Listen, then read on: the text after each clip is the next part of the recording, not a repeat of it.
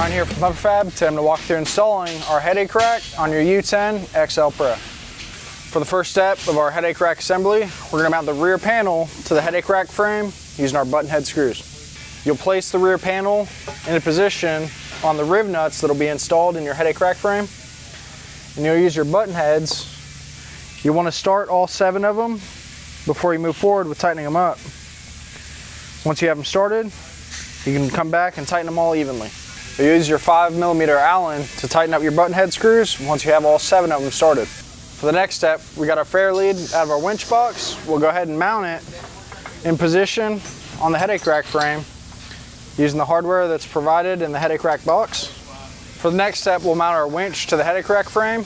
You'll slide the winch into position, making sure to feed the cable through the fair lead before you get everything tightened up. Then we use the hardware from our hardware kit to fasten the winch to the underside of the winch mount plate. For the hardware, you'll use your M6x20 flange head bolts with your M6 lock washer.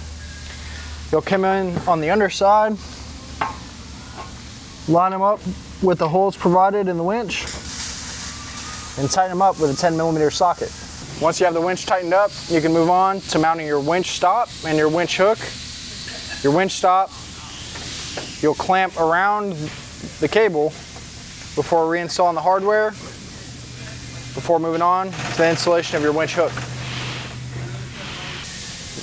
You'll slide it over the loop provided in the winch cable, install the clevis, and then we'll take our cotter pin, go through the hole in the clevis before folding it backwards to make sure that the clevis won't slide out of the hook. For the next step, we'll go ahead and mount our cube lights. I've went ahead and installed the bracket using the hardware that's provided in the light bar box. Next, we'll use the hardware also included in the light bar box to mount it to the headache rack frame. You'll slide your hex bolt down through the bracket,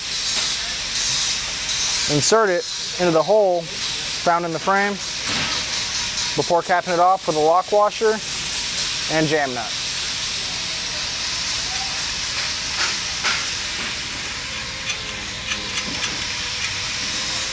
For the next step, we'll go ahead and loosely mount our lower brackets. They'll be marked with either a D or P to help you identify which side of the vehicle they go on. For the driver's side, we'll use our M8x25mm flange head bolts, and we'll loosely start it into the bung that's provided by CFMOTO to attach it to the roll cage. With the help of a friend, we'll go ahead and mount the headache rack to the vehicle, starting with your 2 upper mounts using our M8 hardware. For the next step, we'll mount our lower brackets to the headache rack frame using our M8x45 flange head bolts and our thin nylon lock nuts. Once you have all your mounting bolts started, you can go ahead and tighten them all up evenly, starting with your lower mount brackets before tightening up your frame mounts. Here we have our control box that'll power the winch for the headache rack. Our red and black wires have to go directly to the battery, the positive and negative terminals. Our small blue and black wires will be tied into the switch, and our yellow and blue battery cable size wires will actually run up and power the winch. The first thing we're going to do is mount our control box in a suitable location that'll allow us to have enough length to access the battery that's behind the center seat of the rear seat section. Next, we'll hook up our switch, which will then have to run power from key on to the switch before moving on to running the wires and hooking them up to our winch. So in the rear passenger compartment, I've went ahead and removed the tray under the passenger seat, as well as the tray that is under the center seat that covers up your fuse box. We're going to mount our control box under the center rear seat before running our wires up to our battery. We'll use our small Phillips head screws to fasten the control box to the plastic under the center seat. We'll use a drill to get them started and move on to tying into the battery. Before you mount the last screw for your control box, you want to go ahead and connect the bullet connectors that are on your switch harness. You'll connect the blue to the blue and the black to the black before putting in your final screw and finishing up the fastening of the control module.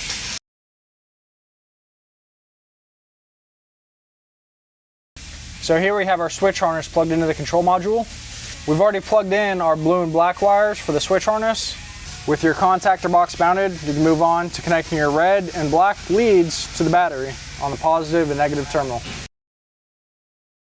Once you have your harness ran to your battery connected to the terminals, you can tie in to either one of these accessory harnesses. You can use a test light with key on to find your key on power that will tie into to power the switch. So here you have your accessory plug. Your orange wire will be hot and key on. This is the wire we'll tie into for our switch harness. So you will tie the red wire from the switch harness into this orange wire by splicing it back, tying it in, and reconnecting. Then you can move on to wiring up your winch and tying the wires up. For the next step, we'll mount our switch in the rear panel of the headache rack using the hardware that came with the switch clamp. You may have to swap the bracket around depending on which side of the headache rack you'd like to mount it on. On this installation, we're going to mount it on the driver's side.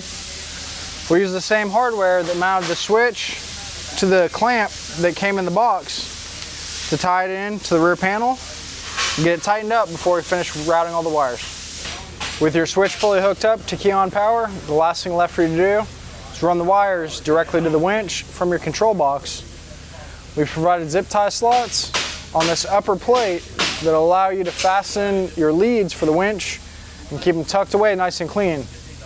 Just as before, you'll want to make sure and avoid any rotating or hot components that could possibly cause a short or a tear in the wire. When connecting your winch wires up to the winch, your blue lead will hook up to the blue terminal on the winch, along with your yellow lead hooking up to the yellow terminal, which will be on the back side of the winch.